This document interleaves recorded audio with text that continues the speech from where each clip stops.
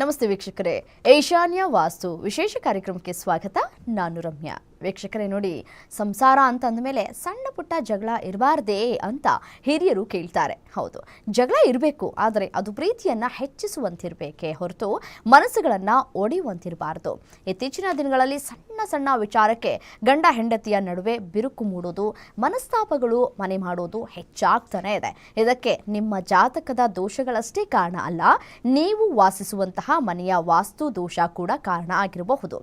ದಂಪತಿಗಳು ನೆಮ್ಮದಿಯಿಂದ ಇರೋದಕ್ಕೆ ಮಲಗುವಂತಹ ಸರಿಯಾದ ದಿಕ್ಕು ಯಾವುದು, ಮನೆಯ ಯಾವ ಮೂಲೆಯಲ್ಲಿ ದೋಷ ಇದ್ರೆ ದಂಪತಿಗಳ ನಡುವೆ ಕಲಹ ಹೆಚ್ಚಾಗತ್ತೆ, ವೈಮನಸ್ಸು ದೂರವಾಗಿ ಅನುಬಂಧವನ್ನ ಗಟ್ಟಿ ಮಾಡಿಕೊಳ್ಳುವುದಕ್ಕೆ ವಾಸ್ತುವಿನಲ್ಲಿ ಇರುವಂತಹ ಸರಳ ಪರಿಹಾರಗಳು ಏನು, ಈ ಎಲ್ಲ ಕುತೂಹಲಕಾರಿ ಪ್ರಶ್ನೆಗಳಿಗೆ ಉತ್ತರವನ್ನ ನೀಡುವುದಕ್ಕೆ ಇವತ್ತು ನಮ್ಮ ಜೊತೆಗಿದ್ದಾರೆ ಪಂಡಿತ್ ದಿನೇಶ್ ಗುರೂಜಿ ಅವರು. ಬನ್ನಿ ಅವರನ್ನ ಕಾರ್ಯಕ್ರಮಕ್ಕೆ ಸ್ವಾಗತ ಮಾಡೋಣ.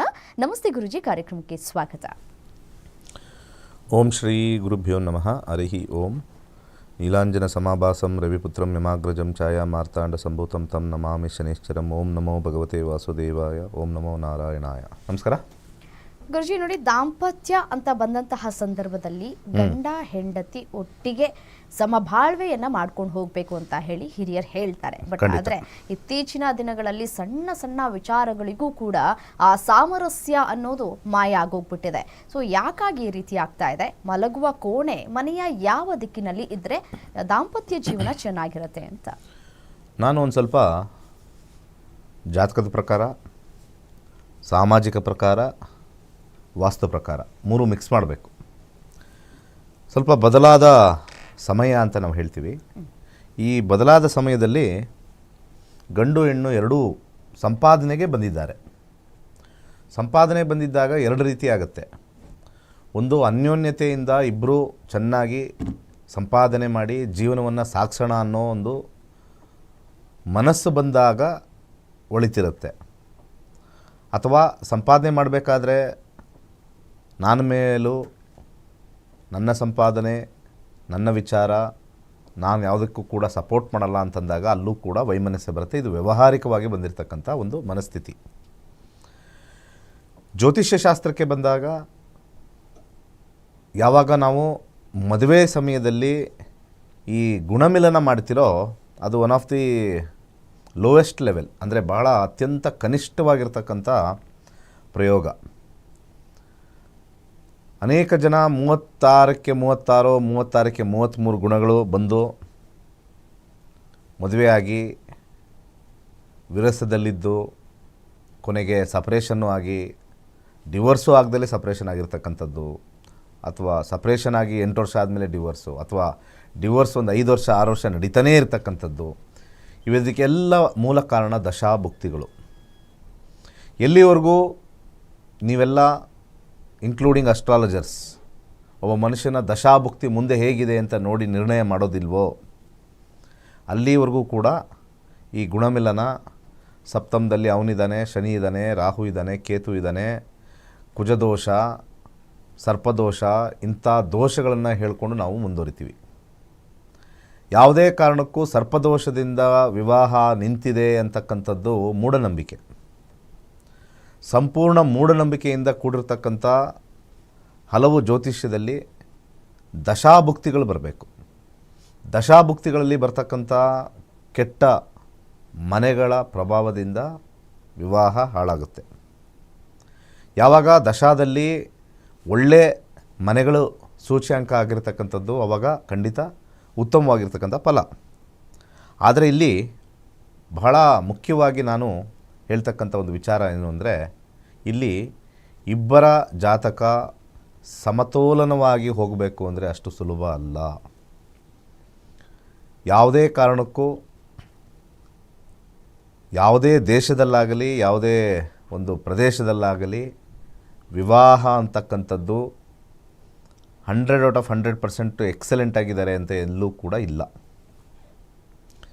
ಕಾಂಪ್ರಮೈಸ್ ಅನ್ನೋದು ಒಂದೇ ಒಂದು ಪದ ವಿವಾಹದಲ್ಲಿ. ಅನುಸರಿಸ್ಕೊಂಡು ಹೋಗ್ತಾ ಇದ್ದೀವಿ ಅಂತಕ್ಕಂಥದ್ದು ಒಂದೇ ಪರಿಹಾರ. ಯಾವಾಗ ಜಾತಕದಲ್ಲಿ 3 ವಿಧದಲ್ಲಿ ಬರುತ್ತೆ. ಒಂದು, ಉತ್ತಮವಾಗಿರ್ತಕ್ಕಂಥ ಮದುವೆ ಜೀವನ, ಇನ್ನೊಂದು ಸಾಧಾರಣವಾಗಿರ್ತಕ್ಕಂಥ ಮದುವೆ ಜೀವನ, ಹಾಗೆ ಗಲಭೆಯಿಂದ ಕೂಡಿರ್ತಕ್ಕಂಥ ಮದುವೆ ಜೀವನ. ಗಲಭೆಯಿಂದ ಕೂಡಿರ್ತಕ್ಕಂಥದ್ದು ಸ್ವಲ್ಪ ಒಳಿತೇ ಆಗ್ಬೋದು, ಯಾಕಂದರೆ ಡಿಸಿಷನ್ ತೊಗೋಬೋದು ಬೇಕಾ ಬೇಡವಾ ಅಂತ. ಉತ್ತಮವಾಗಿರ್ತಕ್ಕಂಥ ವೈವಾಹಿಕ ಜೀವನಕ್ಕೆ ತಲೆ ಕೆಡಿಸ್ಕೊಳ್ಳೋಂಗಿಲ್ಲ. ಉತ್ತಮವಾಗಿದೆ, ಚೆನ್ನಾಗಿದೆ, ಗಲಾಟೆ ಮಾಡ್ತೀವಿ, ಹೋಗ್ತೀವಿ, ಬರ್ತಾಯಿದ್ದೀವಿ, ಎಲ್ಲ ಚೆನ್ನಾಗಿದೆ. ಮಧ್ಯಮದಲ್ಲಿರ್ತಕ್ಕಂಥದ್ದೇ ಸ್ವಲ್ಪ ಯಾವಾಗಲೂ ಕೂಡ ಆ ಕಡೆಯೂ ಇಲ್ಲ ಈ ಕಡೆಯೂ ಇಲ್ಲ. ಸ್ವಲ್ಪ ಗಲಾಟೆ ಮಾಡ್ತೀವಿ, ತುಂಬಾ ಸುಮ್ಮನಾಗ್ತೀವಿ ಸ್ವಲ್ಪ ದಿವಸ ಮಕ್ಕಳಿಗೋಸ್ಕರ ಅಂತ. ಗಲಾಟೆ ಮಾಡ್ತೀವಿ, ಸುಮ್ಮನಾಗ್ತೀವಿ, ಮನೆಗೆ ವಾಪಸ್ ಹೋಗದೇ ಇರತಕ್ಕಂಥ ಪರಿಸ್ಥಿತಿ ಅಂತ. ಸೊ ಈ ರೀತಿಯಾಗಿರ್ತಕ್ಕಂಥ ಒಂದು ತ್ರಿಶಂಕು ಸ್ಥಿತಿಲಿ ಸ್ವಲ್ಪ ಜೀವನ ಹದಗೆಡುತ್ತೆ. ಕೋರ್ಟ್ಗೆ ಕೇಸ್ ಹಾಕ್ತಾರೆ, ಎಳೆದಾಡ್ತಾರೆ. ಒಂದು ಮನುಷ್ಯನ ಜೀವನವನ್ನು ಹಾಳು ಮಾಡೋಕ್ಕೆ ಎಳೆದಾಡ್ತಾರೆ. ಇಷ್ಟು ದುಡ್ಡು ಕೊಡು, ಅಷ್ಟು ದುಡ್ಡು ಕೊಡು, ವ್ಯವಹಾರಿಕ. ಈ ವ್ಯವಹಾರಿಕ ಆಗಿರ್ತಕ್ಕಂಥ ಒಂದು ಜೀವನದಲ್ಲಿ ವಿವಾಹವನ್ನು ಒಂದು ಜಾತಕವನ್ನು ಮಿಲನ ಮಾಡಿ, ಜಾತಕ ಆಲ್ರೆಡಿ ಬರೆದಿಟ್ಬಿಟ್ಟಿರುತ್ತೆ ಇವ್ರ ವೈವಾಹಿಕ ಜೀವನ ಚೆನ್ನಾಗಿದೆಯೋ ಇಲ್ವೋ ಅಂತ. ಪಾಯಿಂಟ್ ನಂಬರ್ 1 ಒಂದು 2 ನಿಮಿಷ ಹೇಳಿಬಿಟ್ಟು, ವೈವಾಹಿಕ ಜೀವನ ಚೆನ್ನಾಗಿತ್ತು ಅಂತಂದರೆ ಅದು ಗ್ಯಾರಂಟಿ ಇಲ್ಲ, ಯಾಕೆಂದರೆ ಇನ್ನೊಬ್ಬರ ಜಾತಕದ ಮೇಲೆ ಡಿಪೆಂಡ್ ಆಗುತ್ತೆ. ವೈವಾಹಿಕ ಚೆನ್ನಾಗಿಲ್ಲ ಅಂತ ಫಸ್ಟೇ ಜಾತಕದಲ್ಲಿ ಬರೆದಿಟ್ಟಿದ್ರೆ ಸ್ವಲ್ಪ 10 ಸತಿ ಆಲೋಚನೆ ಮಾಡಬೇಕು, ವಿವಾಹ ಹೇಗೆ ನಾವು ಪ್ಲ್ಯಾನ್ ಮಾಡ್ಕೋಬೇಕು ಅಂತ. Planning is very important. ಯಾರ ಜಾತಕ ಚೆನ್ನಾಗಿಲ್ವೋ ಅವರೆಲ್ಲ ಗಾಂಧರ್ವ ವಿವಾಹಕ್ಕೆ ಹೋಗಬೇಕು.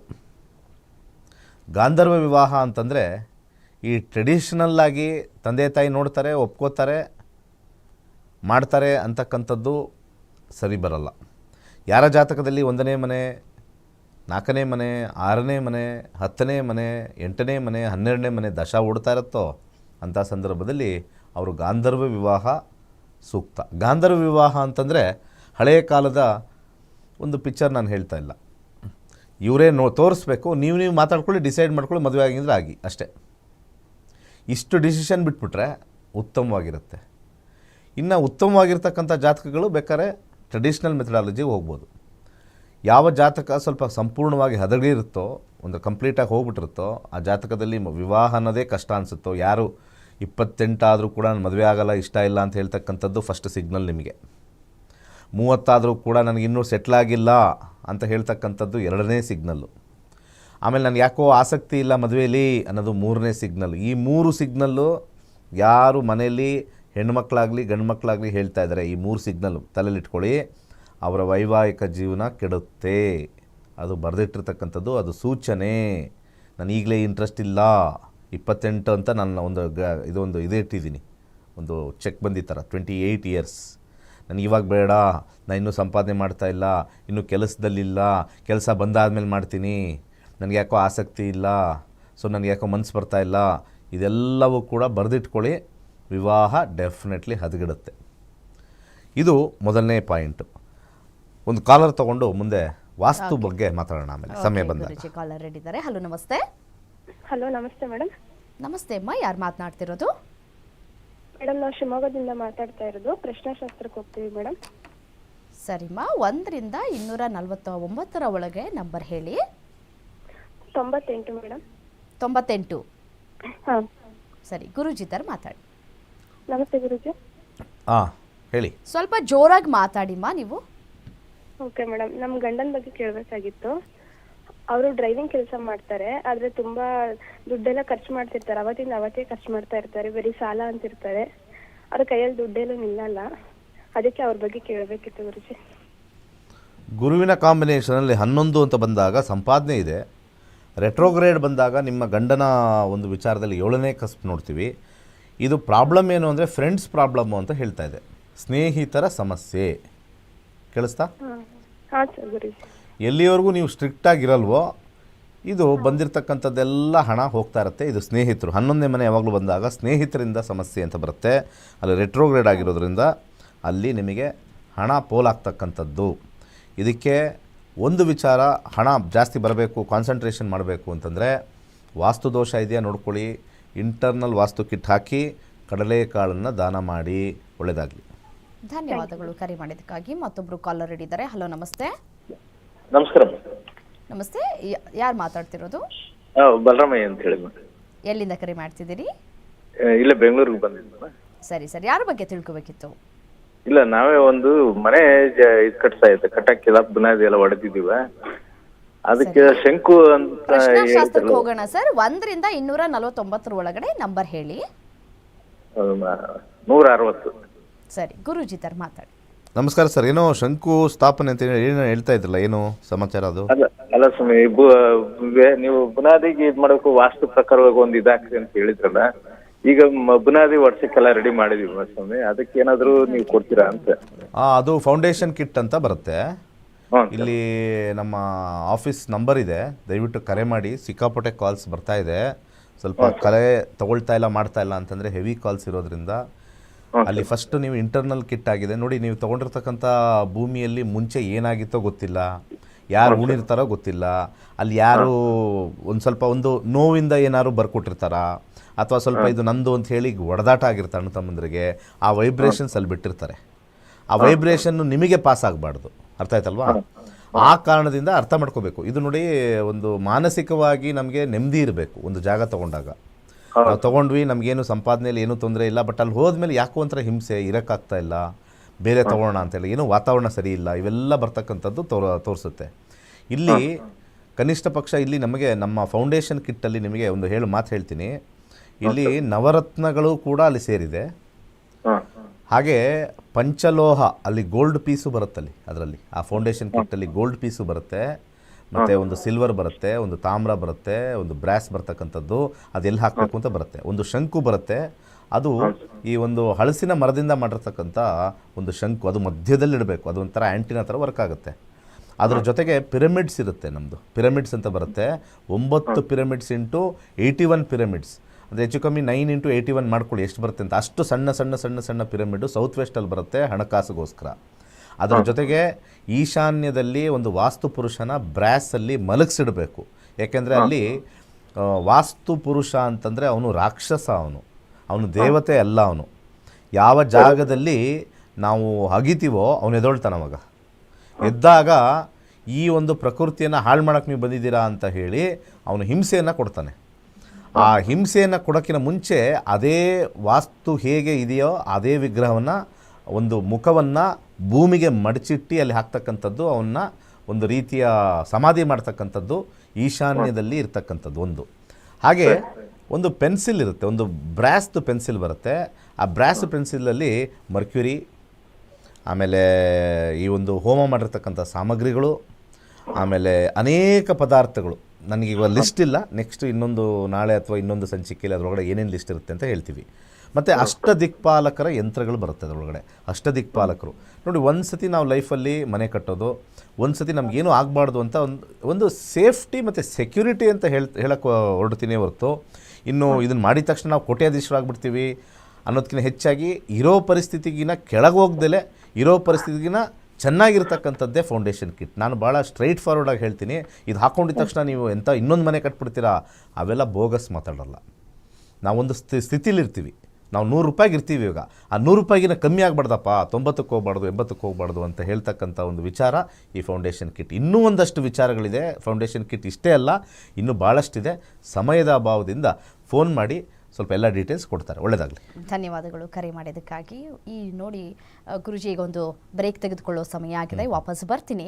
ನೋಡಿ ವೀಕ್ಷಕರೇ, ನೀವು ಕೂಡ ಹೊಸ ಮನೆ, ಅಂಗಡಿ ಅಥವಾ ಈ ಫ್ಯಾಕ್ಟ್ರಿ ಕಟ್ಟುವಂತಹ ಪ್ಲ್ಯಾನ್ನಲ್ಲಿದ್ದರೆ ಅಡಿಪಾಯದಿಂದಲೇ ವಾಸ್ತುವನ್ನು ಭದ್ರವಾಗಿರಿಸೋದಕ್ಕೆ ಗುರೂಜಿಯವರ ಬಳಿ ವಿಶೇಷವಾದಂತಹ ಫೌಂಡೇಶನ್ ಕಿಟ್ ಇದೆ.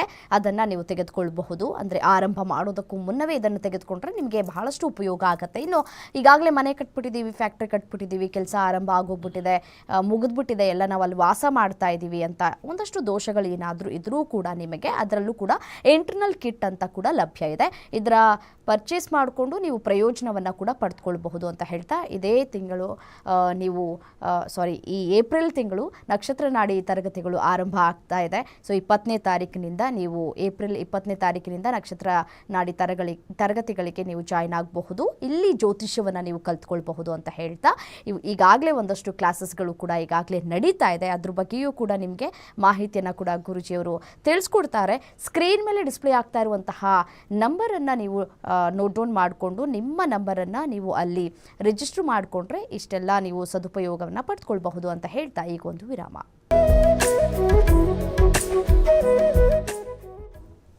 ವಿರಾಮದ ನಂತರ ಕಾರ್ಯಕ್ರಮಕ್ಕೆ ಸ್ವಾಗತ. ಕಾಲರ್ಸ್ ರೆಡಿ ಇದ್ದಾರೆ, ಮಾತಾಡ್ಸೋಣ. ಹಲೋ, ನಮಸ್ತೆ. ಮೇಡಮ್ ನಮಸ್ತೆ, ಯಾರು ಮಾತನಾಡ್ತಿರೋದು? ಉಷಾ ಅಂತ ಮೇಡಮ್. ಉಷಾ ಅವರೇ, ಎಲ್ಲಿಂದ ಕರೆ ಮಾಡ್ತಿದ್ದೀರಿ? ಬ್ಯಾಂಗ್ಳೂರಿಂದ ಮೇಡಮ್. ಬೆಂಗಳೂರಿಂದ. ಯಾರ ಬಗ್ಗೆ ತಿಳ್ಕೊಬೇಕಿತ್ತು? ನನ್ನ ಬಗ್ಗೆನೇ ಕೇಳ್ಬೇಕಾಯ್ತು ಮೇಡಮ್. ಸರಿ, ನಿಮ್ಮ ಹುಟ್ಟಿದ ದಿನಾಂಕ ಮತ್ತೆ ಸಮಯವನ್ನ ತಿಳಿಸಿ. 14. ಹ್ಮ್, ಹಲೋ, ಹೇಳಿ ಹೇಳಿಮ್ಮ. 14 8 ಹಾ, 1965 ಸರಿ. ಸಮಯ ತಿಳಿಸಿ. ರಾತ್ರಿ 12 ಗಂಟೆ. ರಾತ್ರಿ 12 ಗಂಟೆ. ಎಕ್ಸಾಕ್ಟ್ ಆಗಿ 12 ಗಂಟೆನಾ? 11:55. 11:55. ಎಲ್ಲಿ ಹುಟ್ಟಿದ್ದು? ತುಮಕೂರು ಮೇಡಮ್. ಸರಿ, ಗುರೂಜಿ ಇದ್ದಾರೆ, ಮಾತಾಡಿ. ನಮಸ್ಕಾರ. ನಮಸ್ಕಾರ ಗುರುಜಿ. ಹೇಳಿ, ಏನು ಕೇಳಬೇಕಾಯ್ತು? ಆರೋಗ್ಯದ ಬಗ್ಗೆ ಮತ್ತೆ ಜೀವನದ ಬಗ್ಗೆ ಕೇಳ್ಬೇಕಾಯ್ತು. ಜೀವನ ಅಂದರೆ ಏನು ಕೇಳಬೇಕು? ಜೀವನ ಅಂದರೆ ಏನರ್ಥ? ಆರೋಗ್ಯ ಅಂದರೆ ಏನು, ಜೀವನ ಅಂದರೆ ಏನು ನಂಗೆ ಹೇಳ್ಕೊಡಿ. ನಾವು ನನಗಿಂತ ನೀವು 12 ವರ್ಷ ಆರೋಗ್ಯದ ದೊಡ್ಡವರು. ಬಗ್ಗೆನೇ ಹೇಳಿ. ಹಾಂ, ಜೀವನ ಅಂದ್ರೇನು, ಆರೋಗ್ಯ ಅಂದ್ರೇನು? ಆರೋಗ್ಯ ಇದ್ದರೆ ಜೀವನ ಅಲ್ವಾ? ಜೀವನ ಇದ್ದರೂ ಆರೋಗ್ಯ ಇಲ್ಲ ಅಂದರೆ ಜೀವನ ಇಲ್ಲ, ಅಷ್ಟೇ ಅಲ್ವಾ? ಆರೋಗ್ಯ ಜೀವನ. ಹೀಗೆ. ಈಗ ಸದ್ಯಕ್ಕೆ ನಿಮಗೆ ಬುಧ ದಶೆ ಮುಗಿದು ಕೇತು ದಶೆ ಮುಗಿದು 2018ರಿಂದ ಶುಕ್ರ ದಶೆ ನಡೀತಾ ಇದೆ ನೋಡಿ. ಶುಕ್ರ ದಶೆ ನಡೀತಾ ಇದ್ದರೆ ಆರೋಗ್ಯ ಆರೋಗ್ಯ ಆರೋಗ್ಯ ಅಂತ ನೋಡಿ. ಯಾರಾದರೂ ಹೇಳಿದ್ರೆ ಶುಕ್ರ ಸೂಪರಾಗಿರಬೇಕು ಅಂತ 5ನೇ ಮನೇಲಿ ಇದೆ, ಆರೋಗ್ಯ ಇದೆ. ಆದರೆ ನಕ್ಷತ್ರದಲ್ಲಿ 4ನೇ ಮನೆ ಬರುತ್ತೆ. ಇಲ್ಲಿ ನಾವು ಹೆಲ್ತ್ ಅಂತ ನಾವು ಚೇಂಜ್ ಮಾಡಿದಾಗ ಅಲ್ಲಿ ರೆಡ್ ಕಾಂಬಿನೇಷನ್ ಬರುತ್ತೆ. 4ನೇ ಮನೆಯನ್ನು ಸ್ವಲ್ಪ ಟ್ರೀಟ್ಮೆಂಟ್ ಕೊಡಬೇಕು. ದೀರ್ಘಕಾಲದ ಅನಾರೋಗ್ಯ ಅಂತ ಹೇಳ್ತೀವಿ. ದೀರ್ಘಕಾಲದ ಅನಾರೋಗ್ಯ ಅಂತಂದರೆ ಅದೇನು ಕ್ರೋನಿಕ್ ಅಲ್ಲ, ಜಸ್ಟ್ ಒಂದು ಕಾಲು ನೋವು, ಒಂದು ಸ್ವಲ್ಪ BP, ಈ ಶುಗರು ಅಂತಾರೆ ಲೈಫ್ ಸ್ಟೈಲು, ಆ ಕಾಂಬಿನೇಷನ್ಸ್ ಬರ್ತಕ್ಕಂಥದ್ದು ತೋರಿಸ್ತಾ ಇದೆ. 4, 5 ಮತ್ತು 1 ಕಾಂಬಿನೇಷನ್ ಅಂತ ನೋಡಿದಾಗ ನನ್ನ ಒಂದು ಸಜೆಷನ್ನು ಬಲಗೈ ಮಧ್ಯದ ಬೆರಳಿಗೆ ಒಂದು ಜಿರ್ಕಾನ್ ಅಂತ ಬರುತ್ತೆ, ಅದನ್ನು ಹಾಕ್ಕೊಳ್ಳಿ. 6 ಮುಖದ ರುದ್ರಾಕ್ಷಿ ಹಾಕ್ಕೊಳ್ಳಿ. ದಾನದ ಒಂದು ಪರಿಕಲ್ಪನೆಯಲ್ಲಿ ನೀವು ಗೋಧಿಯನ್ನು ದಾನ ಮಾಡ್ತಾ ಬನ್ನಿ. ಹೀಟ್ ಕಮ್ಮಿ ಆಗುತ್ತೆ, ಬಾಡಿಲಿ ಹೀಟ್ ಕಮ್ಮಿ ಆಗಿರ್ತಕ್ಕಂಥದ್ದು. ಹಾರ್ಟ್ ಏರಿಯಾ ಸ್ವಲ್ಪ ಕೇರ್ಫುಲ್ಲಾಗಿ ನೋಡ್ಕೊಳ್ಳಿ. ಬ್ಲಾಕೇಜಸ್ ಕಾಣಿಸ್ತಾ ಇದೆ, ಯಾಕೆಂದರೆ ಯಾವಾಗ ಸೂರ್ಯ ನಕ್ಷತ್ರಾಧಿಪತಿಯಾಗಿ ಬರ್ತಾನೆ ಹಾರ್ಟ್ ಏರಿಯಾವನ್ನು ತೋರಿಸ್ತಾನೆ. ಶುಕ್ರ ಸ್ವಲ್ಪ ಕೊಲೆಸ್ಟ್ರಾಲ್ನ ಇನ್ಕ್ರೀಸ್ ಮಾಡ್ತಕ್ಕಂಥ ಗ್ರಹ ಆಗಿರೋದ್ರಿಂದ ಕೊಲೆಸ್ಟ್ರಾಲು ಮತ್ತು ಹಾರ್ಟು ಎರಡನ್ನೂ ಕೂಡ ಅವಾಗವಾಗ ಚೆಕ್ ಮಾಡಿಸ್ತಾ ಇರಿ. ಒಳ್ಳೆಯದಾಗಲಿ. ಧನ್ಯವಾದಗಳು ಕರೆ ಮಾಡಿದ್ದಕ್ಕಾಗಿ. ಗುರುಜಿ, ನೀವು ಹೇಳ್ತಾ ಇದ್ರಿ ಈ ವಾಸ್ತು ಬಗ್ಗೆ ನಾನು ನಿಮಗೆ ಎಕ್ಸ್ಪ್ಲೇನ್ ಮಾಡ್ತಾ ಹೋಗ್ತೀನಿ ಅಂತ ಹೇಳಿ ಬ್ರೇಕ್ನ ಮುಂಚೆ ಅದ್ರ ಬಗ್ಗೆ ವಿವರವಾಗಿ ತಿಳಿಸ್ಕೊಡ್ತಾ ಹೋಗೋದಾದರೆ, ಈ ಸತಿಪತಿ ಗಂಡ ಹೆಂಡತಿಯ ಜಗಳದಲ್ಲಿ ಏನಾಗುತ್ತೆ, ಇದು ಸರ್ವೇ ಸಾಮಾನ್ಯ, ಇದು ಕಾಮನ್ ಆಗಿ ಎಲ್ಲರಿಗೂ ಇರೋದು. ಇದನ್ನು ನಾವು ಜ್ಯೋತಿಷ್ಯರು ಎನ್ಕ್ಯಾಶ್ ಮಾಡ್ಕೊಳ್ಳೋ ಥರ ಮಾತಾಡಬಾರ್ದು. ನೀವು ಎಲ್ಲಿಂದ ಎಲ್ಲೇ ನೋಡಿ ಸತಿಪತಿ ಕಲಹಕ್ಕೆ ಇಲ್ಲಿ ನಮಗೆ ಪರಿಹಾರ ಇದೆ ಅಂತ ಹೇಳಿ ಅಡ್ವರ್ಟೈಸ್ಮೆಂಟ್ ಕೊಟ್ಟು ಇಡ್ತಾರೆ. ಆ ರೀತಿ 100% ಚೆನ್ನಾಗಿರ್ತಾರೆ ಅಂತ ಹೇಳೋಕ್ಕಾಗಲ್ಲ. ಆದರೆ ನಮ್ಮ ಪ್ರಯತ್ನ ಒಂದು ಜಾತಕದಲ್ಲಿ ಸ್ಟಾರ್ಟಿಂಗಲ್ಲೇ ಮದುವೆ ವಿಚಾರದಲ್ಲಿ ಇರಬೇಕು ಅಂತ ಹೇಳಾದ ಮೇಲೆ, ಮಾಡ್ಕೊಂಡಾದ ಮೇಲೆ ಬಂದಿರತಕ್ಕಂಥದ್ರಲ್ಲಿ ನಾವು ವಾಸ್ತು ಕರೆಕ್ಷನ್ಸ್ ಮಾಡ್ತಕ್ಕಂಥದ್ದು ಒಂದು ಸ್ವಲ್ಪ ಮಟ್ಟಿಗೆ ಒಂದು 30-40% ಬದಲಾಗುತ್ತೆ. ವಾಸ್ತುನಲ್ಲಿ ಬಹಳ ಮುಖ್ಯವಾಗಿರ್ತಕ್ಕಂಥ ಒಂದು ವಿಚಾರ ಏನು ಅಂತಂದರೆ ಸೌತ್ ವೆಸ್ಟ್ ಕರೆಕ್ಟಾಗಿರಬೇಕು. ಅಂದರೆ ನೈಋತ್ಯದಲ್ಲೇ ಇರಬೇಕು. ನಾವೇನಾಗಿದ್ದೀವಿ ಇವತ್ತಿನ ದಿವಸ ಮನೆ ಕಟ್ಬಿಡ್ತೀವಿ, ಮೇಸ್ತ್ರಿ ಕೈಯಲ್ಲಿ ಎಲ್ಲ ತಲೆ ಕೊಟ್ಬಿಡ್ತೀವಿ. ನಾವೆಲ್ಲ ನಮ್ಮ ತಲೆ ಎಲ್ಲ ಇದೆಯಲ್ಲ ಈ ಮೇಸ್ತ್ರಿ ಕೈಯಲ್ಲಿ ಕೊಟ್ಬಿಡ್ತೀವಿ. ಯಾರೋ ಒಬ್ಬರು ಸಿವಿಲ್ ಇಂಜಿನಿಯರ್ ಕೈಲಿ ಕೊಡ್ತೀವಿ. ಆ ಸಿವಿಲ್ ಇಂಜಿನಿಯರು ಡಿಗ್ರಿ ವೈಸ್ ಅಂತೂ ನೋಡಲ್ಲ. ಪೂರ್ವಕ್ಕೆ ಇದೆ ಇದು ಸೂರ್ಯ ಹುಟ್ಟೋ ಬಾಗಿಲು ಇದೊಂದು ಕಾಮನ್ ವರ್ಡ್ ಎಲ್ಲರಿಗೂ. ಸೂರ್ಯ ಹುಟ್ಟೋ ಬಾಗಿಲೆಲ್ಲ ಚೆನ್ನಾಗಿದ್ದಾರನಪ್ಪ, ನೋಡ್ಕೊಂಬನ್ನಿ. ಹಾಗಿದ್ರೆ ದಕ್ಷಿಣದಲ್ಲಿರೋರು ಯಾರೋ ಕೋಟ್ಯಾಧೀಶರು ಇಲ್ವಾ? ನಾನು ಎಲ್ಲ ಕಾಮನ್ ಪೀಪಲ್ಗೆ ಹೇಳ್ತಾ ಇರೋದು. ಸಾಮಾನ್ಯ ಜನ ನಾವೆಲ್ಲೋ ಅದು ಇದು ಸಣ್ಣ ಪುಟ್ಟ ಕೆಲಸ ಮಾಡಿ ಒಂದು 20,000 25,000 ಸಂಪಾದನೆ ಮಾಡ್ತಾಯಿದ್ದೀವಿ. ಅಂಥವರು ಮುಳುಗೋ ಬಾಗಿಲಿಗೆ ಹೋದರೆ ಮುಳುಗ್ಬಿಡ್ತೀವಿ ಅಂತ ಹೇಳ್ತಿರಲ್ಲ, ಮುಳುಗೋ ಭಾಗದಲ್ಲಿ ಕೋಟ್ಯಾಧೀಶರು ಇಲ್ವಾ? ದಕ್ಷಿಣ ಒಳ್ಳೆಯದಲ್ಲ ಅಂತಂದಾಗ ದಕ್ಷಿಣದಲ್ಲಿ ಕೋಟ್ಯಾಧೀಶರು ಇಲ್ವಾ? ಹಾಗೆ ಪೂರ್ವದಲ್ಲಿ ಶ್ರೀಮಂತನೇ ಇರೋದು, ಬಡವರಿಲ್ವಾ ಇದು ಪೂರ್ವದಲ್ಲಿ? ಹಾಗೆ ಉತ್ತರ ಅಂತ ಹೇಳ್ತೀವಿ, ಉತ್ತರದಲ್ಲಿ ಕೂಡ ಬಡವರಿಲ್ವಾ? ಖಂಡಿತ ಸ್ವಂತ ಮನೆ ಉತ್ತರದಲ್ಲಿ, ಸ್ವಂತ ಮನೆ ಪೂರ್ವದಲ್ಲಿ ಖಂಡಿತ ಬಡವರಿದ್ದಾರೆ. ಹಾಗೆ ಎಲ್ಲ ಕೂಡ ಡೈರೆಕ್ಷನ್ ನೋಡ್ತಾ ಇದ್ದೀರಿ ನೀವು. ಆದರೆ ಯಾವುದೇ ಡೈರೆಕ್ಷನಲ್ಲಿ ವಾಸ್ತು ಪ್ರಕಾರ ಇದೆಯಾ ಅಂತ ನೋಡಿಲ್ಲ ಅಂದರೆ ನೀವು ಪೂರ್ವದಲ್ಲಿದ್ದರೂ ವೇಸ್ಟು, ಉತ್ತರದಲ್ಲಿದ್ದರೂ ವೇಸ್ಟು, ಯಾವ ಡೈರೆಕ್ಷನ್ಲಿದ್ದರೂ ಅದೋ ಗತಿನೇ. ಸೈಟ್ ತೊಗೊಳಕ್ಕೆ ಇವತ್ತು ಓಡೋಗ್ತಾ ಇರ್ತೀವಿ, ಅಲ್ಲಿ ಆ ನ್ಯೂಸ್ ಪೇಪರ್ ನೋಡ್ತೀವಿ, ಇಲ್ಲಿ ನ್ಯೂಸ್ ಪೇಪರ್ ನೋಡ್ತೀವಿ, ಅಲ್ಲಿ ಯಾವುದೋ ಒಂದು ರಿಜಿಸ್ಟರ್ ಮಾಡ್ಕೊಂಬಿಡ್ತೀವಿ ಅಲ್ಲಿ ಕರೆಕ್ಟಾಗಿ ನೀವು ರಿಜಿಸ್ಟರ್ ಮಾಡ್ಕೊಳ್ಳೋ ಟೈಮಲ್ಲಿ ಅಥವಾ ಅಲ್ಲಿ ಹೋಗಿ ನೋಡೋ ಟೈಮಲ್ಲಿ ಆ ಸೈಟ್ ಏನಾದ್ರು 0 ಡಿಗ್ರಿ ನಾರ್ತ್ ಇದೆಯಾ ಅಂತ ಚೆಕ್ಕೇ ಮಾಡಲ್ಲ. ಸುಮ್ಮನೆ ಇಲ್ಲಿ ಏನಾಗ್ಬಿಟ್ಟಿದೆ ಅಂತಂದರೆ ಕಷ್ಟಗಳು ಯಾಕೆ ಬರುತ್ತೆ ಅಂತಂದರೆ ಇಲ್ಲಿ ನಮಗೆ ಇನ್ಫಾರ್ಮೇಷನ್ ಕೊಡ್ತಕ್ಕಂಥದ್ದು ಎಲ್ಲ ಹೊಟ್ಟೋಗುತ್ತೆ. ಇವತ್ತೇನೋ ನಾವು ಕೇಳಿರ್ತೀವಿ ಕಿವಿಲಿ, ಇಲ್ಲಿ ಒಂದು ವಾಸ್ತು ಬಗ್ಗೆ ದಿನೇಶ್ ಗುರೂಜಿಗಳು ಹೇಳಿದ್ರು. ಅದಾದ ಮೇಲೆ ಒಂದು 6 ತಿಂಗಳಾದಮೇಲೆ ನಂದು ಹೇಳಿರೋದೇ ಮರ್ತಾಗಿರುತ್ತೆ. ಆ ತೊಗೊಳ್ಳೋ ಜೋಶಲ್ಲಿ ಪೂರ್ವ ತಗೊಳ್ಳಿ ಉತ್ತರ ತಗೊಳ್ಳಿ ಅಭಿವೃದ್ಧಿ ಆಗುತ್ತೆ ಅಂತ. ಯಾವುದೇ ಕಾರಣಕ್ಕೂ ವಾಸ್ತುಶಾಸ್ತ್ರದಲ್ಲಿ ಪೂರ್ವದಲ್ಲಿ ಅಭಿವೃದ್ಧಿ ಆಗುತ್ತೆ ಅಂತ ಇಲ್ಲವೇ ಇಲ್ಲ. ಉತ್ತರದಲ್ಲಿ ತಗೊಂಡಿದ ತಕ್ಷಣ ನಮಗೆ ಅಭಿವೃದ್ಧಿ ಆಗುತ್ತೆ ಅಂತ ಇಲ್ಲ. ನೀವು ಯಾವುದೇ ಡೈರೆಕ್ಷನ್ ತಗೊಳ್ಳಿ, ವಾಸ್ತು ಪ್ರಕಾರ ಇದ್ದರೆ ಮಾತ್ರ ಅಭಿವೃದ್ಧಿ. ಇಲ್ಲ ಅಂದರೆ ಈಸ್ಟಲ್ಲಿ ಕಟ್ಟಿರೋರು ಮನೆಯವರು ಮಾರ್ಕೊಂಡು ಹೋಗಿದ್ದಾರೆ, ಉತ್ತರದಲ್ಲಿ ಮನೆ ಎಂಟ್ರೆನ್ಸ್ ಇಟ್ಟವರು ಕೂಡ ಬರ್ಬಾದಾಗ ಹೋಗಿದ್ದಾರೆ. ಸಾಕಷ್ಟು ವಿಚಾರಗಳು ಇದೆ. ಈ ವಿಚಾರದಲ್ಲಿ ಗಂಡ ಹೆಂಡತಿ ಸಮಸ್ಯೆ ಬರ್ತಕ್ಕಂಥದ್ದು ಸೌತ್ ವೆಸ್ಟಲ್ಲಿ ಮತ್ತು ಸೌತ್ ಈಸ್ಟಲ್ಲಿ, ಇವೆರಡೂ ಕಾರ್ನರ್. ಯಾಕಂದರೆ ಸೌತ್ ವೆಸ್ಟು ರಾಹುವಿನ ಆಧಿಪತ್ಯ ಬರುತ್ತೆ, ಅಲ್ಲಿ ಶುಕ್ರನ ಫ್ರೆಂಡ್ ಆಗಿರ್ತಾನೆ, ಅಲ್ಲಿ ಸರಸಕ್ಕೆ ಹೆಚ್ಚು ಒಂದು ಸ್ಥಾನ ಅಂತ ಹೇಳ್ತೀವಿ. ಹಾಗೆ ನಾವು ಈ ಕಡೆ ಬಂದಾಗ ಒಂದು ಸೌತ್ ಈಸ್ಟಲ್ಲಿ ಬಂದಾಗ ಅಲ್ಲಿ ಶುಕ್ರನ ಆಧಿಪತ್ಯ ಬಂದರೂ ಕೂಡ ಅಲ್ಲಿ ನಮಗೆ ಗುರುವಿನ ಒಂದು ಇಂಪಾರ್ಟೆನ್ಸ್ ಬರುತ್ತೆ. ನೋಡಿ, ಇಲ್ಲಿ ಸ್ವಲ್ಪ ವಿಭಿನ್ನವಾಗಿ ಹೇಳ್ತಾ ಇದ್ದೀನಿ. ತುಂಬ ಜನ ಹೇಳ್ತಾರೆ ಇಲ್ಲಿ ಒಂದು ಗ್ರಹಗಳನ್ನ ಸೂಚ್ಯಾಂಕ ಮಾಡ್ತಾರೆ, ಸೌತ್ ಈಸ್ಟಲ್ಲಿ ಶುಕ್ರ ಇರಬೇಕು ಅಂತ. ಆ ಸೌತ್ ಈಸ್ಟಲ್ಲಿ ಶುಕ್ರನೇ, ಆದರೆ ಶುಕ್ರನಿಗೆ ಅನುಗುಣವಾಗಿ ಗುರು ಬರಬೇಕು. ಯಾಕಂದರೆ ಗುರು ಊಟದ ವಿಚಾರ ಮತ್ತು ಗಂಡ ಹೆಂಡತಿ ವಿಚಾರದಲ್ಲಿ ಆಶೀರ್ವಾದ ಮಾಡ್ತಕ್ಕಂಥ ಝೋನು. ಸೊ ಈ ಝೋನಲ್ಲಿ ನಾವು ಈ ಫೌಂಡೇಶನ್ ಕಿಟ್ ಆಗಿರಲಿ, ಎಕ್ಸ್ಟರ್ನಲ್ ಕಿಟ್ ಆಗಿರಲಿ, ಇಂಟರ್ನಲ್ ಕಿಟ್ ಆಗಿರಲಿ, ನಾವು ಏನು ಮಾಡ್ತೀವಿ, ಈ ಝೋನ್ಸ್ನೆಲ್ಲ ಕರೆಕ್ಷನ್ ಮಾಡೋಕ್ಕೆ ಅದ್ಭುತವಾಗಿರ್ತಕ್ಕಂಥ ಒಂದು ಸಿಮಿಟ್ರಿಕಲ್ ವ್ಯಾಲ್ಯೂಸ್ನ ಹಾಕಿರ್ತೀವಿ. ಭಾಳ ಹಿಂದೆ ಎಲ್ಲ ವಾಸ್ತು ಕರೆಕ್ಷನ್ ಮಾಡಿದ್ದೀವಿ, ಅದು ಹಾಕಿದ್ದೀವಿ, ಇದಾಕಿದ್ದೀವಿ, ಆ ಕಲರ್ ಇಟ್ಟಿದ್ದೀವಿ, ಕನ್ನಡಿ ಇಟ್ಟಿದ್ದೀವಿ. ಕನ್ನಡಿ ಇಡಬೇಕಾದ್ರೂ ತುಂಬ ಇಂಪಾರ್ಟೆನ್ಸ್ ಇದೆ. ನೀವೇನಾದ್ರು ನಾರ್ತ್ ಕಡೆ ಏನಾದ್ರು ಅಥವಾ ಈಸ್ಟ್ ಕಡೆ ಕನ್ನಡಿ ಇಟ್ಟರೆ, ನೀವೇನಾದರೂ ಆ ವರಿ ಝೋನಲ್ಲಿ ಏನಾದ್ರು ಇಟ್ಟರೆ, ಹಾಗೆ ನೀವೇನಾದ್ರು ಎಕ್ಸ್ಪೆಂಡಿಚರ್ ಝೋನಲ್ಲಿ ಏನಾದ್ರು ಕನ್ನಡಿ ಇಟ್ಟರೆ, ಅದು ನಾರ್ತ್ ಥರ ಅನಿಸ್ತಾ ಇರುತ್ತೆ. ಅದು ವರಿ ಝೋನಲ್ಲಿ ಇಟ್ಬಿಟ್ಟಿರ್ತೀರ, ಡೆಪ್ತಲ್ಲಿ ಕಾಣಿಸುತ್ತೆ ಕನ್ನಡಿ, ಹೋಯ್ತಲ್ಲಿ ವರಿ ಜಾಸ್ತಿನೇ ಆಗಿಬಿಡುತ್ತೆ, ಚಿಂತೆ ಜಾಸ್ತಿ ಆಗಿಬಿಡುತ್ತೆ. ಈ ರೀತಿ 32 ವಲಯಗಳಲ್ಲೂ ನೋಡಬೇಕು ಅಂತಂದರೆ ವಾಸ್ತುನ ಕರೆಕ್ಟಾಗಿ ಪ್ಲ್ಯಾನ್ ಮಾಡಿ ಪ್ಲೇಸ್ಮೆಂಟ್ ಮಾಡಿ ಮಾಡಬೇಕು. ಮೊದಲು ಜನ ಏನು ಮಾಡ್ತಾರೆ, ಕಟ್ಟೋದು ವಾಸ್ತು ಪ್ರಕಾರ ಕಟ್ಬಿಡ್ತೀರಾ, ಇದು ಓಕೆ, ಏನೋ ವಾಸ್ತು ಪ್ರಕಾರ 100% ಕರೆಕ್ಟಾಗಿ ನೋಡಿ ಕಟ್ಟಿದ್ದೀವಿ ಅಂತ. ಎರಡನೇ ಪ್ರಾಬ್ಲಮ್ ಏನು ಅಂತಂದರೆ, ನೀವು ಇಡ್ತಕ್ಕಂಥ ಪದಾರ್ಥಗಳಲ್ಲಿ ಎರಡನೇ ಪ್ರಾಬ್ಲಮ್ ಬರುತ್ತೆ. ಫಸ್ಟ್ ಪ್ರಾಬ್ಲಮ್ಮು ಲ್ಯಾಂಡಲ್ಲಿ ಏನಾದ್ರು ಸಮಸ್ಯೆ ಆಗಿದೆಯಾ ಅಂತ. ಅದಾದಮೇಲೆ ಮನೆ ಕಟ್ಟಬೇಕಾದ್ರೆ ಕರೆಕ್ಟಾಗಿ ನಾವು 0 ಡಿಗ್ರಿಗೆ ಮಾಡಿ ಎಲ್ಲ ವಲಯಗಳಲ್ಲೂ ಕರೆಕ್ಟ್ ಪ್ಲೇಸ್ಮೆಂಟು, ಈಶಾನ್ಯದಲ್ಲಿ ಏನು ಬರಬೇಕು, ವಾಯುವ್ಯದಲ್ಲಿ ಏನು ಬರಬೇಕು, ಅಡುಗೆ ಮನೆ ಎಲ್ಲಿ ಕರೆಕ್ಟ್ ಝೋನಲ್ಲಿ ಬರಬೇಕು, ಅಲ್ಲಿ ಆಲ್ಟ್ರ್ ಆಗಿದೆಯಾ ಅದನ್ನು ನೋಡಬೇಕು. ಮೂರನೇದು, ಮನೆಗೆ ಹೋಗಾದ್ಮೇಲೆ ಹೆಂಗಂದ್ರಂಗೆ ನಾವು ಐಟಮ್ಸ್ ಇಡೋದಲ್ಲ, ಅಥವಾ ಎಲ್ಲಂದ್ರಲ್ಲಿ ವಾರ್ಡ್ರೋಬ್ ಮಾಡೋದಲ್ಲ, ಎಲ್ಲಂದ್ರಲ್ಲಿ ಕನ್ನಡಿ ಹಾಕೋದಲ್ಲ, ಎಲ್ಲಂದ್ರಲ್ಲಿ ಸ್ಟವ್ ಇಡೋದಲ್ಲ. ಇಲ್ಲೂ ಕೂಡ 3rd ಸ್ಟೆಪ್ ಬರುತ್ತೆ. ಈ 3 ಕೂಡ ಒಂದು ಲೈನಲ್ಲಿ ಬರಬೇಕು ಅಂತಂದರೆ ನೀವು ವಾಸ್ತು ತಜ್ಞರಾಗಿರಬೇಕು.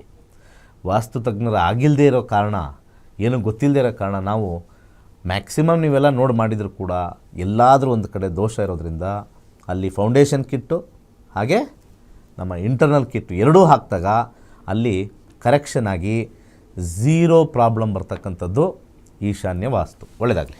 ಓಕೆ ಗುರೂಜಿ, ಇವತ್ತಿನ ಸಂಚಿಕೆಯಲ್ಲಿ ಈ ವಾಸ್ತು ಬಗ್ಗೆ ನಮಗೆ ಸಾಕಷ್ಟು ಮಾಹಿತಿಯನ್ನು ತಿಳಿಸ್ಕೊಟ್ರಿ. ಅದೇ ರೀತಿಯಾಗಿ ಗಂಡ ಹೆಂಡತಿ ಮಲಗುವ ಕೋಣೆ ಎಷ್ಟು ಇಂಪಾರ್ಟೆಂಟ್ ಆಗುತ್ತೆ ಅನ್ನೋದ್ರ ಬಗ್ಗೆಯೂ ಕೂಡ ತಾವು ಮಾಹಿತಿಯನ್ನು ತಿಳಿಸ್ಕೊಟ್ರಿ. ತಮಗೆ ಧನ್ಯವಾದ. ಸರ್ವೇ ಜನ ಸುಖಿನೋ ಭವಂತು. ವೀಕ್ಷಕರೇ ನೋಡಿ, ವಾಸ್ತು ದೋಷ ಅನ್ನೋದು ಬಹಳಷ್ಟು ಇಂಪಾರ್ಟೆಂಟ್ ಆಗುತ್ತೆ. ನಾವು ಮುಂಚೆಯೇ ಎಚ್ಚೆತ್ತುಕೊಳ್ಬೇಕಾಗತ್ತೆ. ವಾಸ್ತು ಸರಿಯಾಗಿದ್ದರೆ ನಮ್ಮ ಜೀವನದಲ್ಲಿ ಎಲ್ಲವೂ ಕೂಡ ಕರೆಕ್ಟಾಗಿ ಇರುತ್ತೆ ಅಂತ ಏನು ಹೇಳ್ತಾ ಇರ್ತಾರೆ ಗುರೂಜಿ, ಅದೇ ರೀತಿಯಾಗಿ ನೋಡಿ, ಮನೆ ಕಟ್ಟುವ ಮುನ್ನ ಈ ಒಂದು ಫೌಂಡೇಶನ್ ಕಿಟ್ ಅಂತ ಸಿಗುತ್ತೆ. ಆ ಒಂದು ಫೌಂಡೇಶನ್ನ ಕಿಟ್ಟನ್ನು ನೀವು ತೆಗೆದುಕೊಂಡ್ರೆ ನಿಮಗೆ ಬಹಳಷ್ಟು ಉಪಯೋಗ ಆಗುತ್ತೆ. ಸಮಸ್ಯೆಗಳು ಕೂಡ ತೀರಾ ಕಡಿಮೆ ಆಗುತ್ತೆ. ಇದರಿಂದ ಸಾಕಷ್ಟು ಪ್ಲಸ್ ಪಾಯಿಂಟ್ಗಳು ಕೂಡ ಇದೆ. ನಿಮಗೆ ಮನೆ ಕಟ್ಬಿಟ್ಟಿದ್ದೀವಿ, ಈಗಾಗಲೇ ನಾವು ಫ್ಯಾಕ್ಟ್ರಿಯನ್ನು ಕಟ್ಬಿಟ್ಟಿದ್ದೀವಿ ಅಂತ ಅನ್ನೋರಾದರೆ ಇಂಟರ್ನಲ್ ಕಿಟ್ ಸಿಗುತ್ತೆ, ಅದನ್ನು ನೀವು ತೆಗೆದುಕೊಳ್ಬಹುದು. ಅದೇ ರೀತಿಯಾಗಿ ಇದೇ ಈ ಏಪ್ರಿಲ್ 20ನೇ ತಾರೀಕು ಸೊ ನಿಮಗೆ ಕ್ಲಾಸಸ್ಗಳು ಆರಂಭ ಆಗ್ತಾ ಇದೆ, ನಕ್ಷತ್ರ ನಾಡಿ ತರಗತಿಗಳು ಆರಂಭ ಆಗುತ್ತೆ. ದಯವಿಟ್ಟು ನೀವು ಈ ಒಂದು ಜ್ಯೋತಿಷ್ಯವನ್ನು ಕಲಿಬೇಕು ಅಂತ ಇದ್ದರೆ ಸ್ಕ್ರೀನ್ ಮೇಲೆ ಡಿಸ್ಪ್ಲೇ ಆಗ್ತಾ ಇರುವಂತಹ ನಂಬರ್ ನೋಟ್ ಡೌನ್ ಮಾಡಿಕೊಂಡು ಕರೆ ಮಾಡಿ ನೀವು ಅಪಾಯಿಂಟ್ಮೆಂಟ್ ಬುಕ್ ಮಾಡ್ಕೊಳ್ಳಿ ಅಂತ ಹೇಳ್ತಾ ಇದಾಗಿತ್ತು ಹೊತ್ತಿನ ವಿಶೇಷ. ನೋಡ್ತಾ ಇರಿ ಗ್ಯಾರಂಟಿ ನ್ಯೂಸ್, ಸುದ್ದಿ ಖಚಿತ, ನ್ಯಾಯ ನಿಶ್ಚಿತ.